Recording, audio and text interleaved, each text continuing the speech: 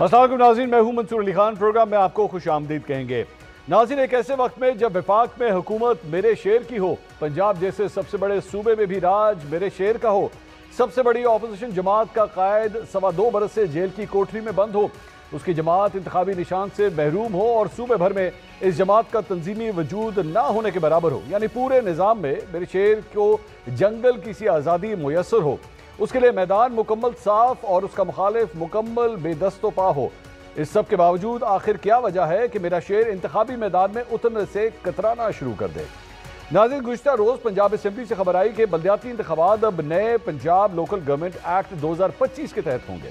اس نئے ایکٹ کے تحت اب الیکشن ہوں گے تو صحیح، مگر غیر جماعتی بنیادوں پر۔ اس پر کمال یہ ہے کہ جیتنے کے بعد 30 دن کے اندر اندر بلدیاتی نمائندے کو کسی نہ کسی سیاسی جماعت میں شامل ہونا ہوگا۔ گویا پہلا مرحلہ آزاد اور دوسرا مرحلہ تابعدار کا ہوگا۔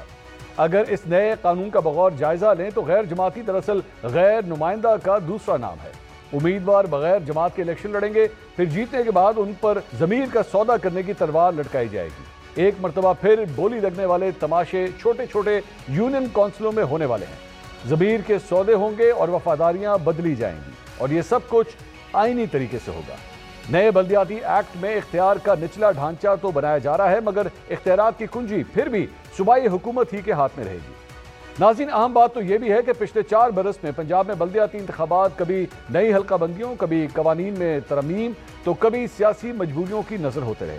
اب جب الیکشن کمیشن دسمبر میں انتخابات کا اعلان کر چکا تو اچانک نیا قانون لا کر پورا عمل پھر سے ری سیٹ کیوں کر دیا گیا؟